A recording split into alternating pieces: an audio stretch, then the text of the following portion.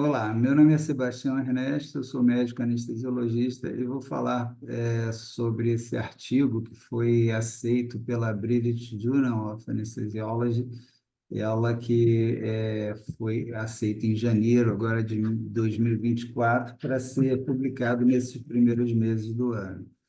É um artigo de extremo interesse para nós anestesiologistas e, embora ele tenha uma pegada mais interessante para os mais jovens, para iniciar alguns conceitos relacionados à neurofisiologia e à atenção em relação à neuromonitorização de pacientes neurológicos cirúrgicos e principalmente pacientes que estão vítimas de trauma crânioencefálico. Então, a gente vai iniciar aqui falando sobre o conceito de pressão arterial, que é igual a débito cardíaco vezes a resistência vascular total ou periférica, e lembrando que o débito cardíaco é o resultado da multiplicação do volume sistólico pela frequência cardíaca. Então, transformando essa fórmula de pressão arterial média igual ao débito cardíaco vezes resistência vascular periférica, acomodando essa fórmula, a gente vai ver que o débito cardíaco é igual à pressão arterial média dividido pela resistência vascular periférica. E, de forma semelhante, o fluxo sanguíneo cerebral é igual à pressão arterial dividido pela resistência vascular cerebral, sendo que essa pressão do fluxo sanguíneo cerebral vai ser a pressão de artéria carótida menos a pressão de veia jugular. Então, o fluxo sanguíneo cerebral ele pode ser definido como uma divisão entre pressão de artéria carótida menos pressão de veia jugular, o resultado disso dividido pela resistência vascular cerebral. E também o conceito de pressão de perfusão cerebral, que é igual à pressão arterial média menos a pressão intracraniana. São conceitos importantes que levaram a várias definições e a base de comparações entre vários estudos.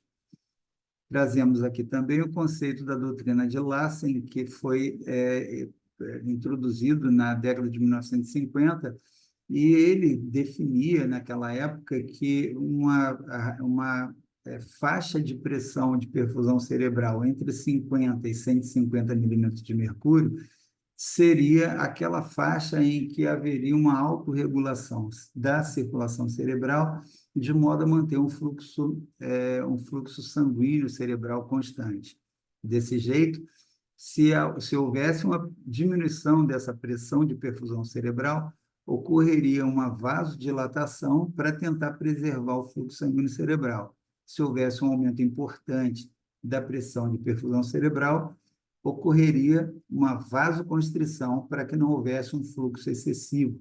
Então, nessa faixa, haveria essa chamada autorregulação, e abaixo do limite inferior da faixa de autorregulação, o fluxo sanguíneo cerebral seria reduzido de maneira proporcional à queda da pressão arterial, da mesma forma que acima do limite superior da autorregulação, o fluxo sanguíneo cerebral seria progressivamente aumentado à medida que se aumentasse a pressão arterial. Com o tempo, os vários estudos foram sendo realizados e chegou-se a um consenso de que esses valores eles foram considerados importantes durante muito tempo, mas, na verdade, ocorre uma variação interindividual muito importante, de modo que os adultos podem, normalmente, apresentar uma variação de 40 a 50 milímetros de mercúrio nesse limite inferior de autorregulação, e as crianças uma variação entre 20 e 55. Por isso, esse artigo traz essa importante recomendação da gente se preocupar nos pacientes de maior gravidade, de maior risco, na obtenção de valores individuais de autorregulação. Para aquele indivíduo, qual que é o limite inferior para eu não deixar esse paciente muito hipotenso em relação ao que ele considera para ele, o que ele aceita fisiologicamente para ele, indivíduo, o que é o seu limite inferior de autorregulação.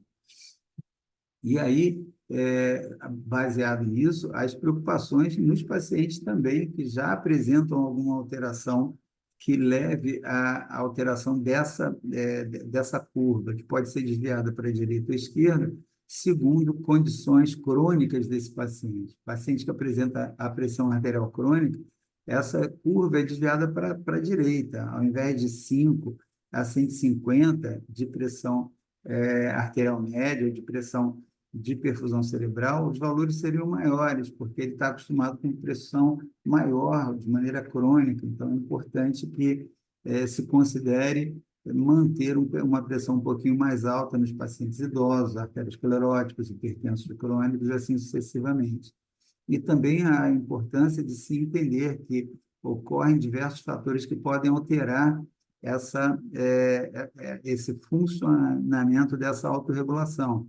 Indivíduos que apresentam aumento da pressão parcial de dióxido de carbono vão apresentar vasodilatação e um fluxo sanguíneo cerebral aumentado. A pressão parcial de CO2 está diretamente relacionado com o fluxo sanguíneo cerebral. Quanto maior a pressão, quanto maior o conteúdo de dióxido de carbono, maior a vasodilatação e maior o fluxo sanguíneo cerebral. A sua redução produz efeito contrário.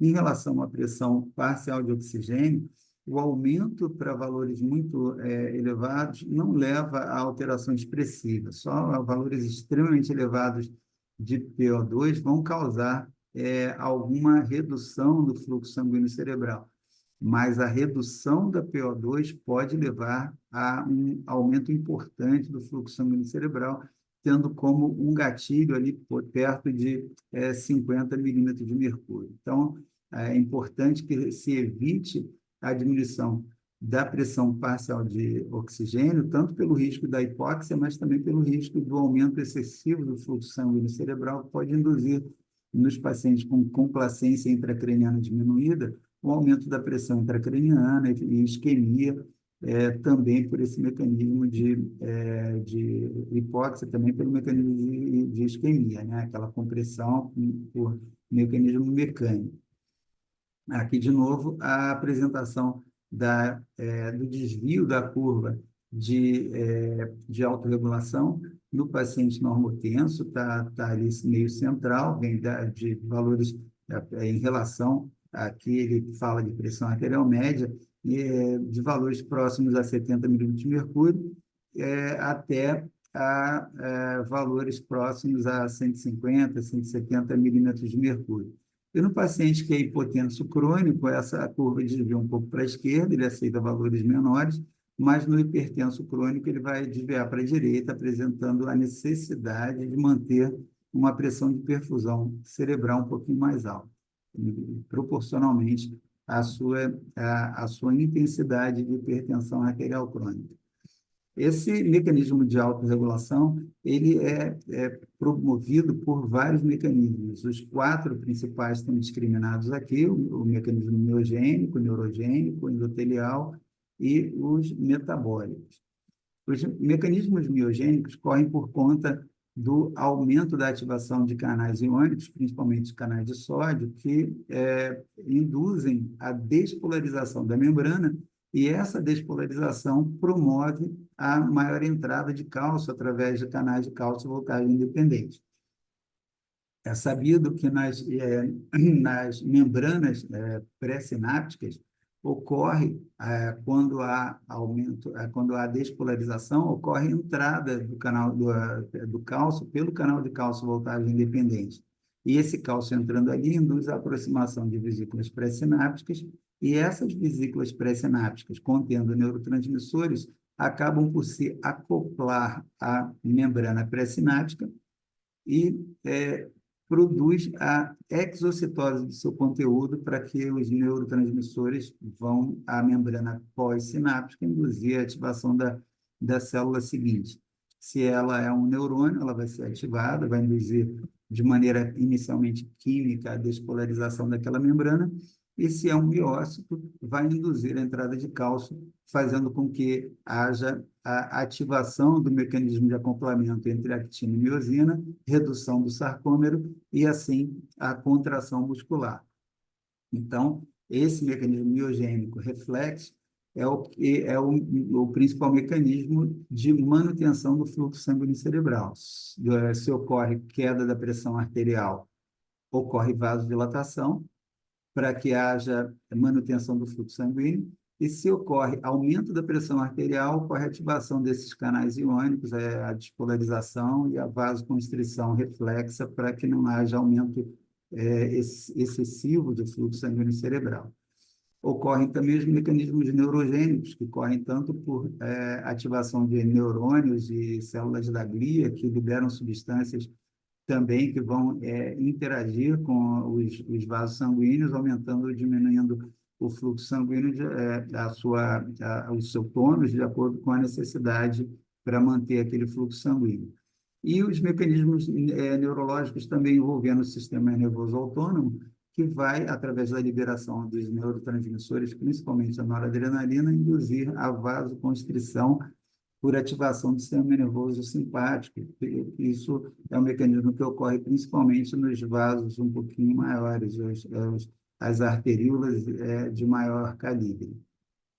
E os mecanismos endoteliais que vão induzir, naquele caso do aumento da pressão arterial, se ocorre aumento da pressão arterial, ocorre aumento da liberação de endotelina, que vai fazer com que haja vasoconstrição ali para não haver excesso de fluxo sanguíneo, ao passo em que, se houver a diminuição da pressão arterial média, a liberação de prostaciclina e de óxido nítrico, para que haja vasodilatação e a preservação do fluxo sanguíneo cerebral. Isso ocorre de maneira bastante eficaz, desde que não extrapole a faixa de autorregulação da pressão daquele indivíduo em particular.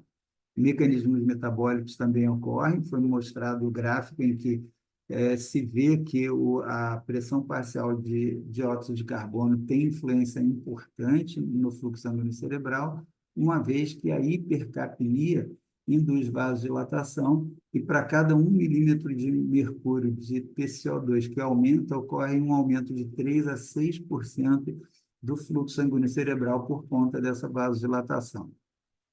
Em relação à hipocapnia, quando você hiperventila o paciente, também ocorre a resposta inversa. Você hiperventila, diminui a PCO2, isso induz vasoconstrição, mas a resposta é um pouco menos importante, um pouco menos veloz, ocorre para cada redução da PCO2 de 1 milímetro de mercúrio, ocorre uma redução do fluxo sanguíneo cerebral entre 1 a 3%.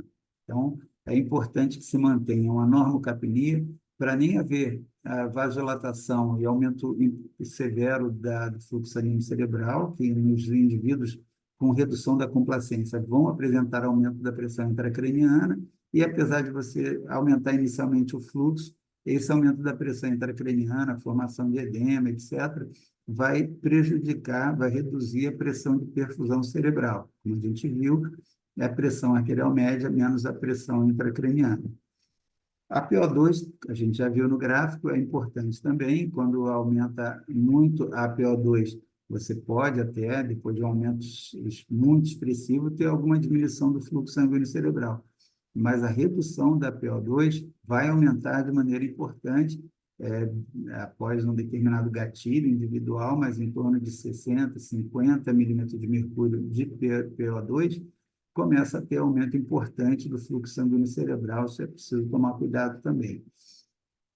O pH também é importante manter um estado normal de ácido básico, mas a gente sabe que em alguns pacientes que apresentam principalmente acidose, principalmente se for respiratória, vai apresentar vasodilatação e aumento do fluxo sanguíneo cerebral. Então, é preciso manter um estado de normalidade em relação a isso também.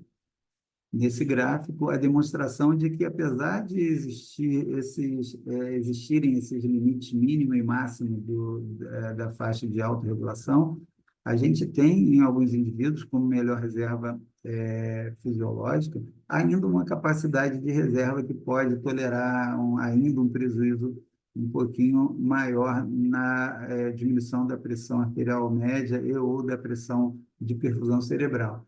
Mas que depois de um determinado ponto, não há mais possibilidade de compensação. E o aumento dos valores de pressão arterial média ou de pressão de perfusão cerebral acima de valores máximos da faixa de autorregulação daquele indivíduo vai causar aumento da hiperperfusão com os seus efeitos, as suas consequências. Agora, o que esse artigo nos alerta é que esses valores, mesmo em indivíduos normais, eles podem estar diferentes do que a média da população. Então, tem a variação individual que a gente, nos pacientes mais graves, pacientes de maior risco, a gente tem que tentar avaliar como que está o fluxo sanguíneo cerebral dele em relação à pressão de perfusão que a gente está conseguindo oferecer para ele. E aí tem que ver nele qual que é a faixa de autorregulação para a gente respeitar isso.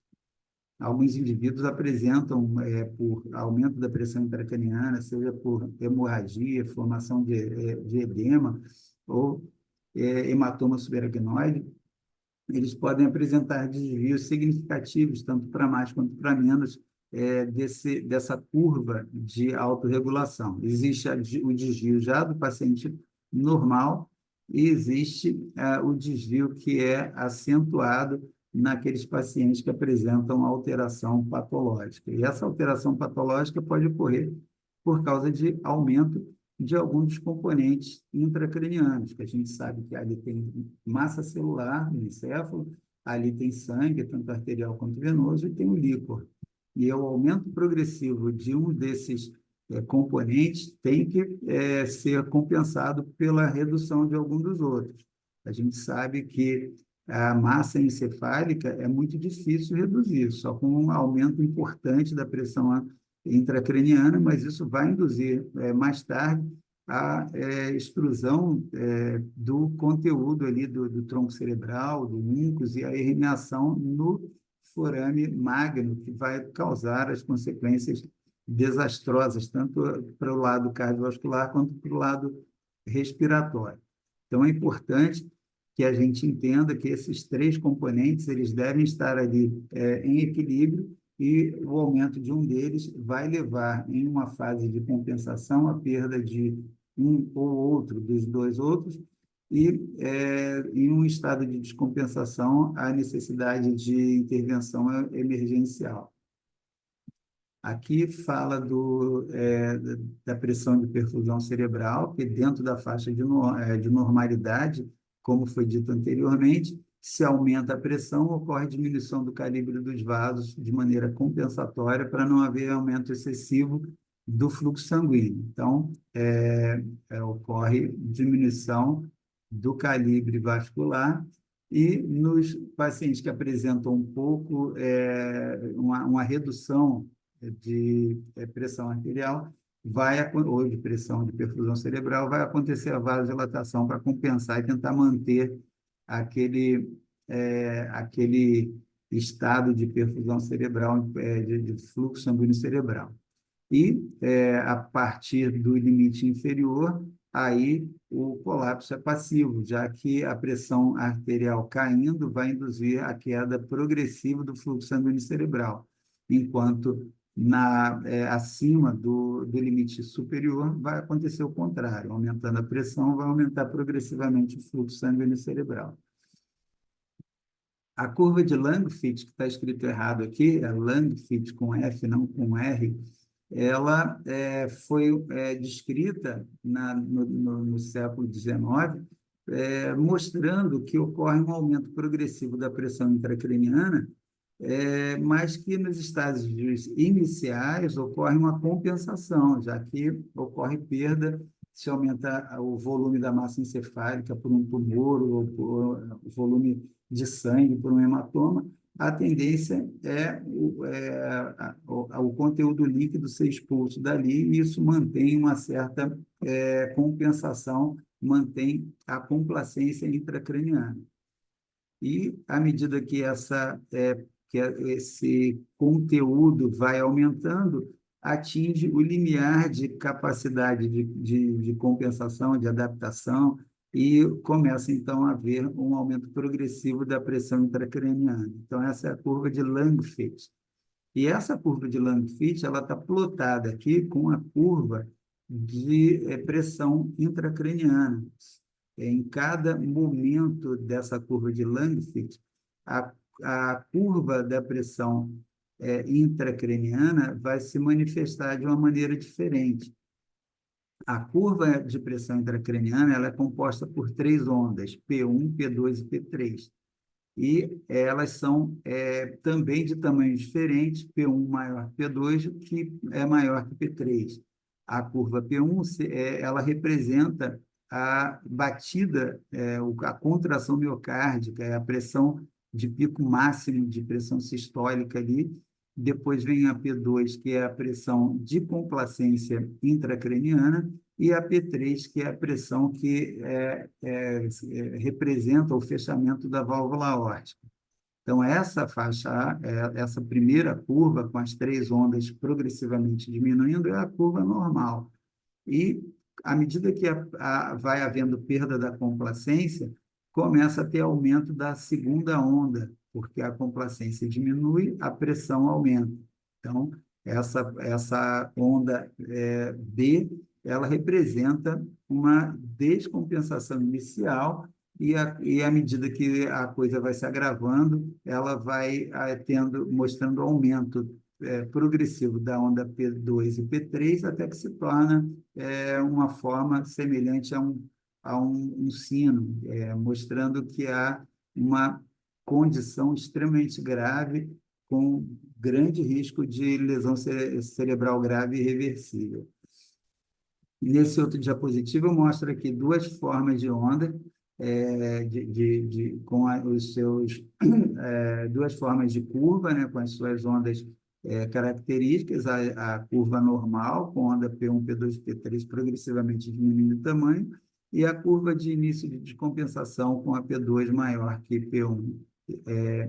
Essas ondas, tanto uma quanto a outra, elas vão se repetir na monitorização da pressão intracraniana e aqui é importante entender que cada uma dessas aqui é uma dessas duas ondas aqui, ou alguma daquelas outras já mostradas no diapositivo anterior. E essa grande variação aqui com maior amplitude representa o efeito da respiração na monitorização da pressão intracraniana. Então, tem a onda menor, que é a onda de pressão, com as suas, a curva de pressão com as três ondas ali características, e as ondas de maior amplitude aqui sendo a representação do pulso respiratório. Então, tem o pulso vascular e o pulso respiratório, que é de maior amplitude e menor frequência, como sabemos. A hipótese de Monro e Kelly foi descrita há bastante tempo atrás também, e mostra e comenta da existência dos três componentes intracranianos, como eu falei, o tecido cerebral, o sangue e o líquor, que, se por acaso apresentar aumento de um dos três componentes, o mais afetado vai ser o líquido cefalorraquidiano, que vai ser expulso ali com mais facilidade, se houver aumento da quantidade de sangue ou se houver aumento da quantidade de tecido cerebral. Se houver aumento de líquido cefalorraquidiano, a tentativa de reduzir o fluxo sanguíneo cerebral, levando à isquemia. Mas até um determinado momento ocorre compensação, mantendo a pressão intracraniana em estágios ainda de compensação, e a pressão arterial média, menos essa pressão intracraniana não alterada, ainda vai preservar a pressão de perfusão cerebral. Mas se o processo continua, vai acontecer a descompensação por aumento com o aumento consequente da pressão intracraniana e queda da pressão de perfusão cerebral. Então, isso é a base da hipótese da doutrina de Monroe e Kelly, que mostra aqui, de novo, o aumento de um componente levando à redução de outros, até que há uma fase de descompensação. E aqui as curvas de Landberg, que mostram curvas de duração prolongada, que são classificadas em A, B e C, as ondas A sendo muito mais graves, representam estados muito mais graves, muitas vezes já estados irreversíveis, com um aumento de pressão arterial, de pressão intracraniana acima de 50, podendo chegar até 100 milímetros de mercúrio, durando vários minutos, cada uma delas, um estágio bastante grave. As ondas B são de menos gravidade, não passam de 50 milímetros de mercúrio e duram menos tempo que as anteriores. Até as curvas C, que são as curvas mais benignas, podem até representar estado patológico inicial, mas que podem estar presentes em situações não patológicas também. Então, aqui, de novo, elas representadas, ondas A, B e C, e aqui a descrição de cada uma delas. A onda A é uma onda que pode atingir 50 a 100 milímetros de mercúrio, pode durar 5 a 20 minutos. A B não atinge 50, fica ali em torno de 20, entre 20 e 50, demorando cada uma delas cerca de 1 a 2 minutos. E as ondas C, que são ondas que podem até estar presentes durante o sono de pacientes não, de indivíduos não patológicos, mas que podem representar alterações também e têm uma duração bem mais curta e podem aparecer a cada 4 a 8 minutos. Então, são ondas que podem surgir na monitorização da pressão intracraniana e a gente tem que estar bastante atento, porque o surgimento da onda B e principalmente da onda A nos levam à necessidade de intervenção emergencial.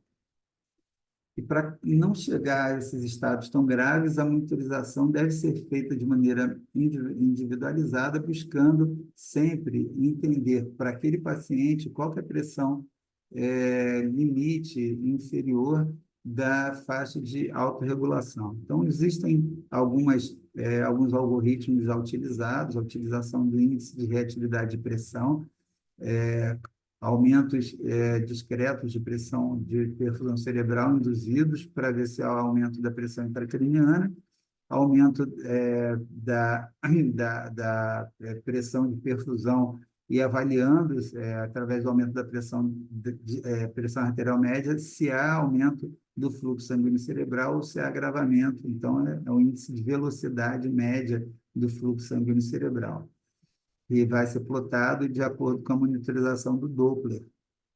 Há a possibilidade também da utilização do Near Infrared Spectrometry, que é o NIRS, que a gente monitoriza de maneira regional a oximetria cerebral e plota isso contra a pressão de perfusão cerebral para ver se aquela pressão que a gente está mantendo naquele paciente está satisfatória, se a gente tem que fazer mais alguma a intervenção para reduzir pressão intracraniana e esses pacientes, se apresentarem diminuição de complacência intracraniana, a gente tem que se preocupar bastante com isso. O que pode levar à falha da autorregulação? Doenças vasculares podem levar a hemorragia, aneurismas rotos, etc.